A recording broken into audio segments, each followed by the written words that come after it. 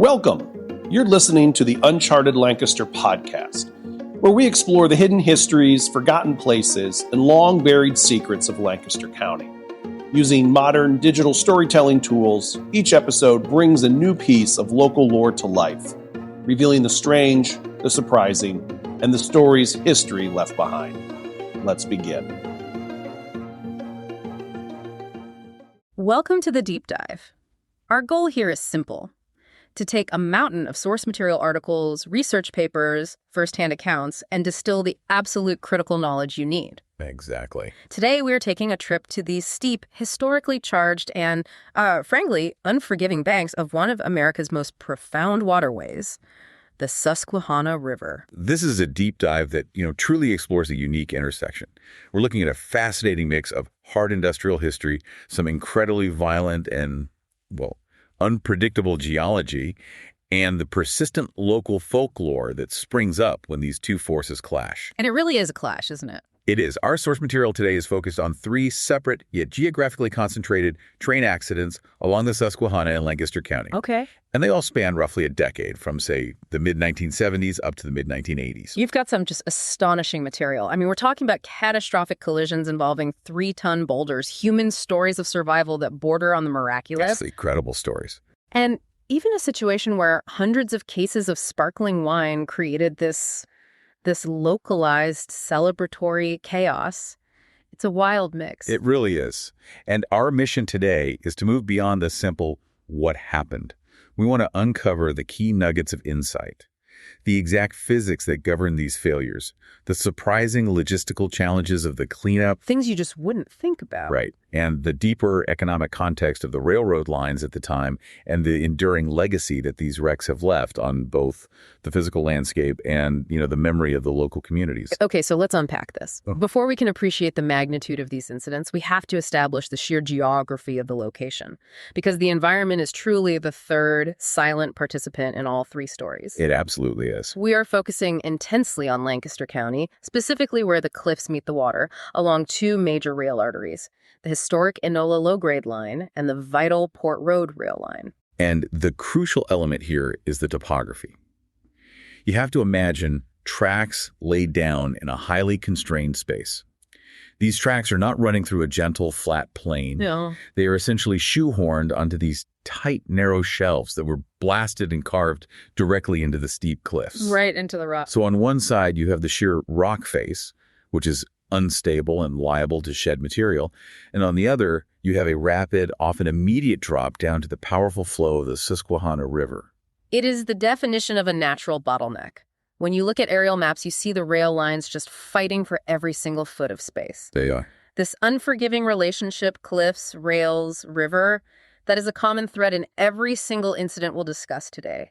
It's what makes the area incredibly scenic, but also uniquely prone to this specific type of catastrophic accident where failure means falling. Straight into the water. Straight into the water. And that proximity to the water, as we'll see, is precisely why certain pieces of wreckage, once they went over the embankment, became permanent, unsalvageable fixtures, our so-called river ghosts. Okay, that is a perfect setup. Let's begin with the incident that I think best captures the conflict between man-made infrastructure and just raw, untamed nature. I agree. We're diving into part one, the immovable object.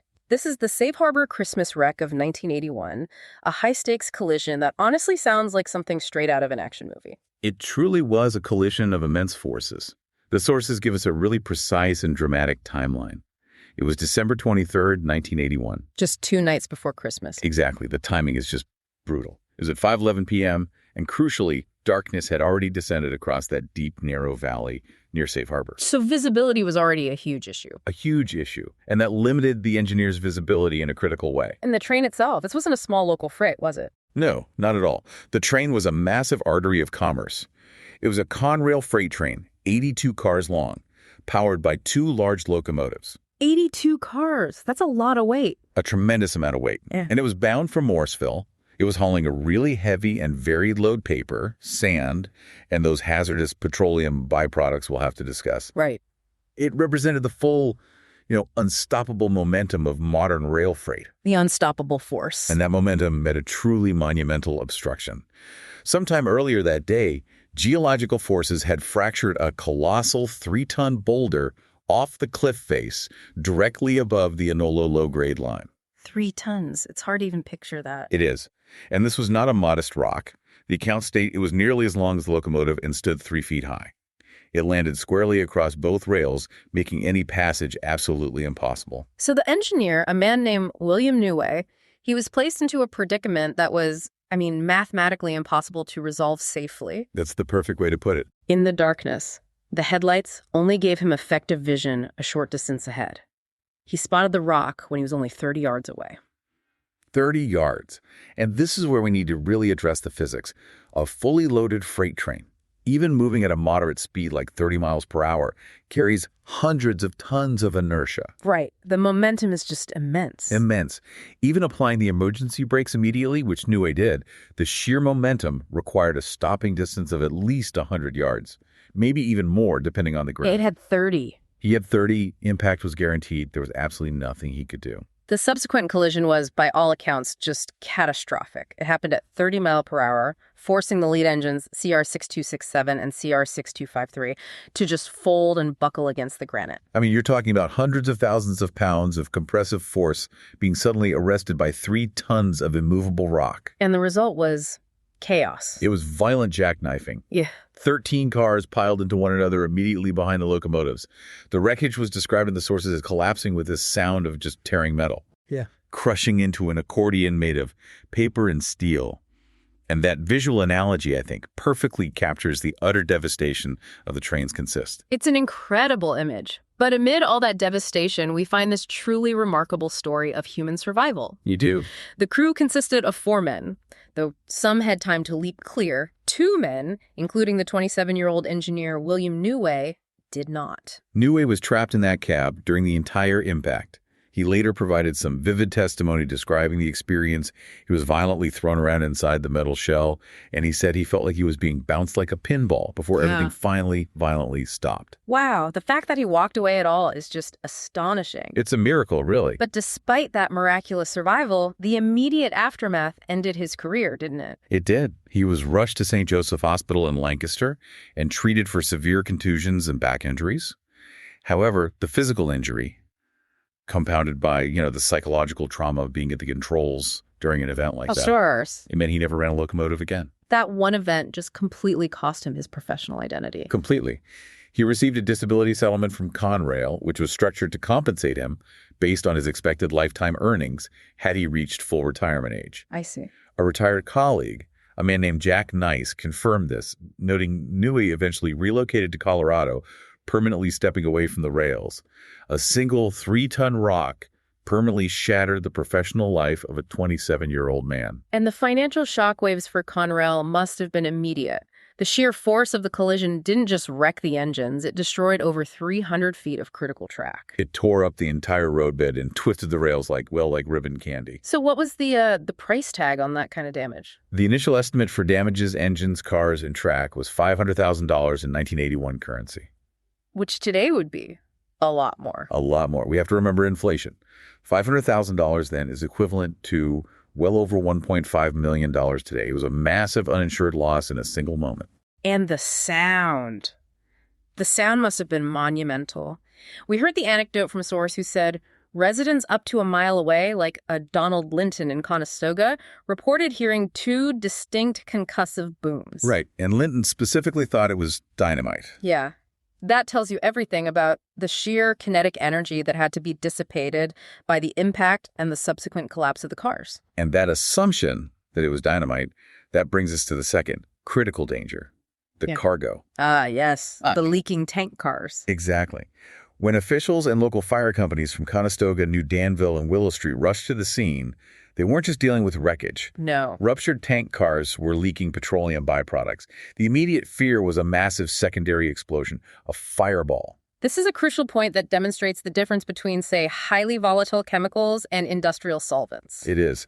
They quickly identified the substance as NAPHID. For the layperson, NAPHID, often spelled NAPHTHA, is a broader term for various volatile, flammable liquid mixtures of hydrocarbons. Okay, so what is that used for? Well, it's commonly used in industry as a solvent, a cleaning agent, or as a component in gasoline blending. But it's not the same as, say, crude oil. Right. And while naphtha is toxic and definitely dangerous upon skin contact or inhalation and highly flammable, the critical scientific distinction here is that it is not a high-volatility explosive product like crude oil or certain refined gasoline. So the massive fireball that everyone was afraid of? That was not going to happen. And this was the first tremendous stroke of luck that night. And there was a second one, wasn't there, involving the landscape itself? There was. Yeah. The second stroke of luck was the topography.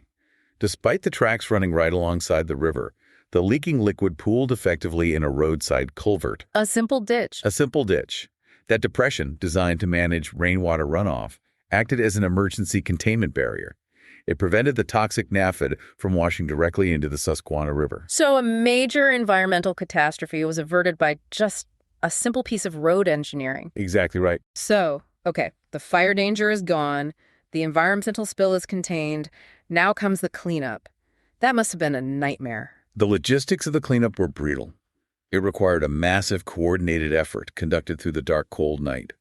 Over 24 Amtrak and Conrail workers descended on the scene, working under these intense floodlights strung across the valley. And they needed specialized equipment for that accordion made of steel.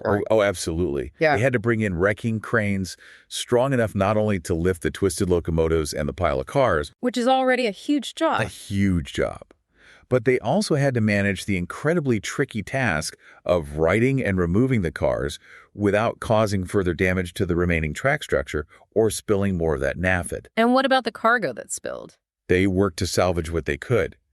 Accounts mention piles of damp paper, sand, and these white plastic beads, likely raw material destined for injection molding, all temporarily stacked along the rail bed. It was a full-on industrial salvage operation under extreme pressure. And then there was the original cause itself, the 3-ton boulder. What do you do with that? Well, it was too large to simply hoist onto a flat car. So to clear the right-of-way quickly, the crews had to resort to the very thing the residents thought they heard. Dynamite. Dynamite. They broke the immense rock into manageable pieces and finally cleared the tracks, basically undoing the mountain's work with explosives. And in the meantime, all the rail traffic had to stop. It had a significant impact. The Enola low-grade line is a crucial freight corridor. With it completely blocked, Conrail had to reroute all freight traffic the long way, an extra 20 to 25 miles along Amtrak's passenger tracks through Lancaster. That highlights the inherent redundancy risk when you have such constrained topography, doesn't it? One rock slide and a whole network is snarled. It's a huge vulnerability. But the repair crews, the work gangs from Leola, they were relentless. They specialized in high-pressure track replacement and managed to relay the new rails and restore the roadbed within a few intense days. So they got the corridor back online pretty quickly. Very quickly, all things considered. But despite that successful cleanup, the 1981 wreck left a lasting physical scar, a ghost. It did.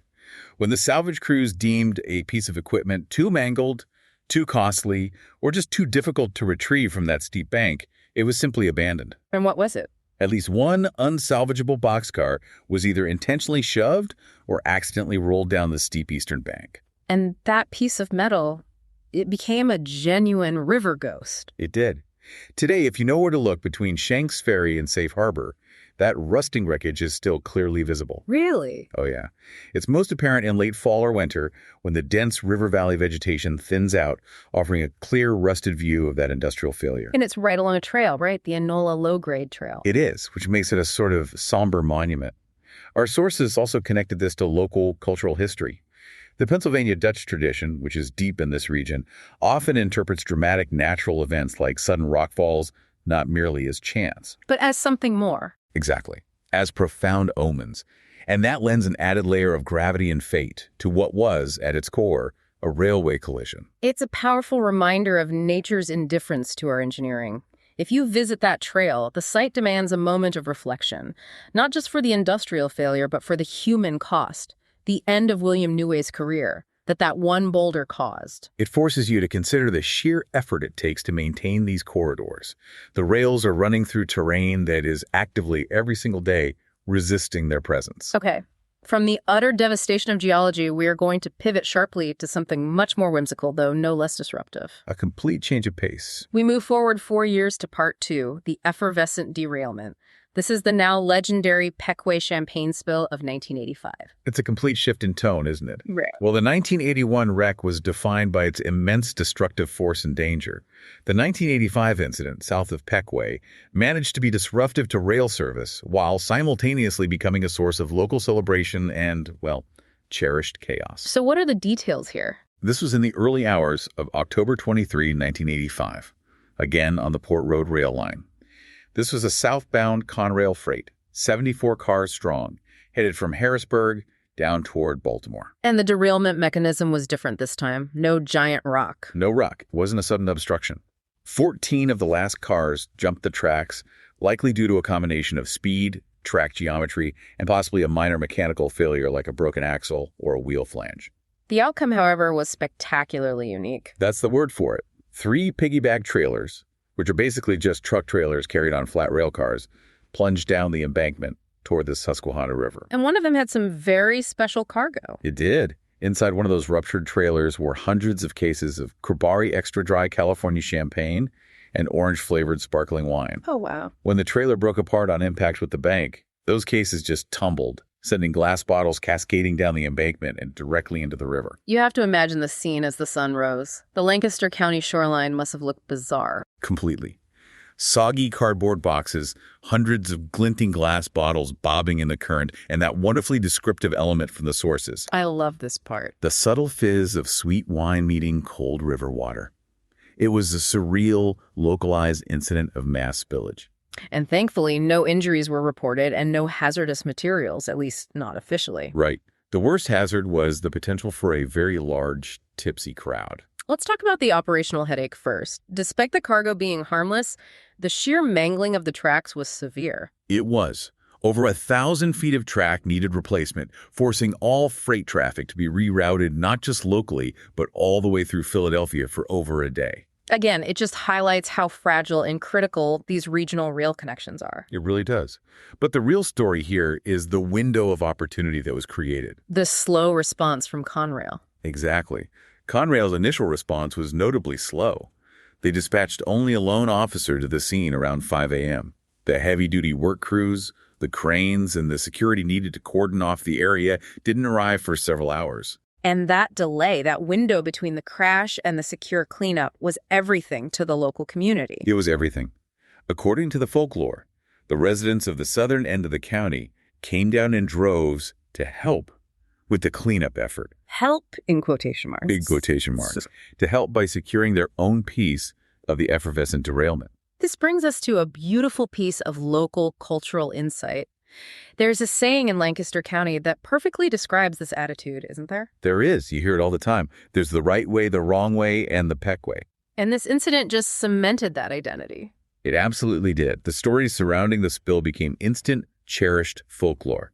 Tales circulated of residents arriving with sacks and small boats, quietly salvaging entire cases of sparkling wine before Conrail could fully establish a perimeter. That's amazing. The accounts describe impromptu riverside parties, bonfires fueled by the dry cardboard, and this delightful, hyperbolic legend that claimed no one in Pequea was sober for a month following the spill. I believe it. It's a perfect example of how a community can instantly turn an industrial failure into a moment of collective, humorous victory. It is. And we can actually quantify the value of that windfall, can't we? We can. We checked the retail price at the time, referencing David Gould, who was the assistant manager at the Pennsylvania State Store. A fifth of Cribari champagne sold for $3.98 in 1985. Okay, so $3.98 in today's money. Adjusting for inflation, that bottle was worth about $11.75. So not a fortune, but... Not a fortune, but we need to contextualize why Cribari was so cheap, even for 1985. The mid-'80s saw this massive boom in domestic Californian wine production, often focusing on volume and competitive pricing, particularly for sparkling wine aimed at the general market, not the high-end consumer. So if you managed to grab a few cases... Exactly. If you salvaged 20 cases, that's 240 bottles, you were looking at over $2,800 worth of sparkling windfall. It was a significant, if liquid, bounty for any quick-acting locals. That is a pretty good day's work. A very good day's work. It also gives us a great opportunity to explore the difference between industrial labels and international standards. Ah, the champagne versus sparkling wine debate. Right. While the bottle said champagne, they were technically sparkling wines, which is an important global distinction. And that distinction rests on international trade agreements, most notably the Madrid Protocol and subsequent treaties. That's right. Since 1891, the term champagne is legally restricted globally, with some historical American exceptions until recent years, to sparkling wine produced exclusively in the Champagne region of France, using the method champenoise. So American producers like Kribari were kind of grandfathered in for a while. In a way, yes.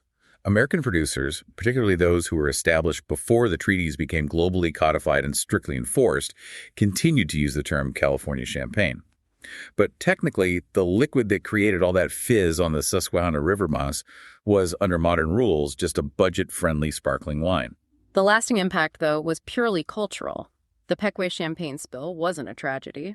Not at all. It was a celebrated accident, an elegant train derailment, and a cherished piece of local lore that defines the community's resilience and, frankly, its sense of humor. It's a great reminder that not all industrial failures are met with horror. Some are met with buckets and bonfires. Okay. Now, we shift gears dramatically once more for part 3, which delves into the most mysterious, technically challenging, and historically profound of our 3 incidents. This is a different beast altogether. This is The River Swallows Its Secrets. The story of the mid-1970s fights Eddie Sunken Hopper. And the mystery surrounding this car is what makes it so compelling. Unlike the 1981 and 1985 wrecks, which were extensively documented in local papers and Conrail reports, this loss was entirely undocumented. No paper trail at all. Nothing. There's no official paper trail, no accident report, only persistent oral accounts and rumors shared among retired railroaders. And the car itself, it's a silent, seasonal phenomenon. It is. It's a Penn Central Samuel Reyes Shops 4600 covered hopper car. And it only emerges from the river's murky depths near Susquehanna State Park's Hawk Point when the Conowingo Dam lowers its reservoir. A process known as a drawdown. Right. It is truly an industrial leviathan that rises only when the river yields its secrets. To understand how a massive, fully loaded rail car could simply vanish without immediate notice, we have to rely on this oral history and dive deep into the specific physics of long-distance rail operations. And specifically, the critical concept of slack action.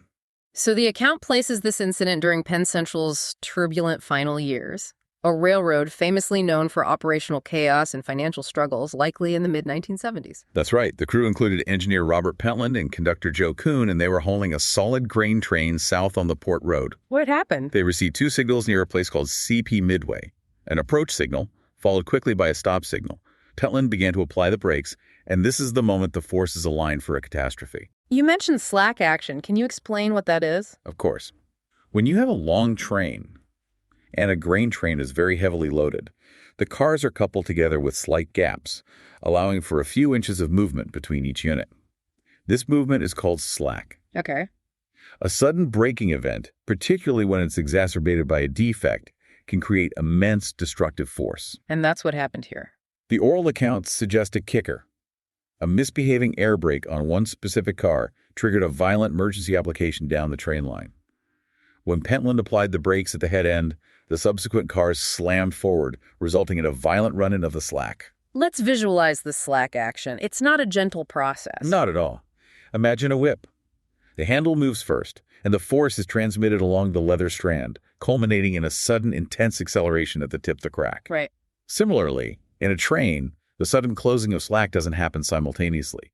It happens in a wave, creating a massive compressive force that can reach into the hundreds of thousands of pounds as car slams into car. And on a straight track, that's just a jolt.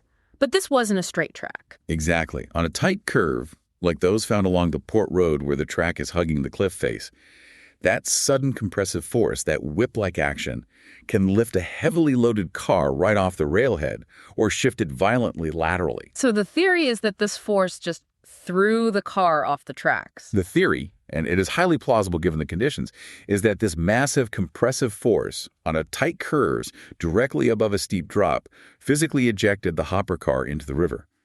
The noise would have been muffled by the immense length of the train and the sound of the emergency brakes. And here is the truly fascinating part of the logistics failure. The vanish. The vanish. After the car was ejected, the remaining cars immediately rolled back together. The gap in the the car lineup was instantly closed, hiding the loss. I have to interject here because For the average listener, this sounds like an unbelievable operational failure. Wait, an entire train car, a massive steel hopper full of grain just vanishes and the crew doesn't notice for days? I know. Isn't that a massive breach of standard operational procedure? How could a crew, even during 10 Central's troubled times, be so unaware? That is the core question that makes this a deep dive into logistical failure. Yes, standard procedure requires a thorough check. Conductor Joe Kuhn, according to the accounts, did walk the train after the brake failure. That he checked. He did. He found a separated air hose, laced it back up. He checked the rear of the train for a visible derailment. But the car wasn't at the rear. No. Because the car was ejected near the middle of the train's length and the slack immediately closed the gap, a quick visual inspection in the darkness, especially one focused on the rear, would have shown a perfectly contiguous line of cars. And the air pressure would have come back up. Exactly. The air pressure would have been restored, and the train would have been able to continue, leading the crew to believe they'd only suffered a brake failure, not a loss of rolling stock. So the true discovery only happened days later. In Baltimore, when the crew reviewed the train's paperwork, the official manifest or consist, they realized they were one Penn Central Samuel Ray shop's 4,600 covered hopper short. The river had literally swallowed the car mid-transit, and the only evidence was a missing line item on a spreadsheet. Unbelievable. This leads directly to the next critical question. Why was the car abandoned? Once they discovered it was gone, why didn't they go back and retrieve it? The answer is purely cost and logistics, and it speaks volumes about the financial state of Penn Central at the time.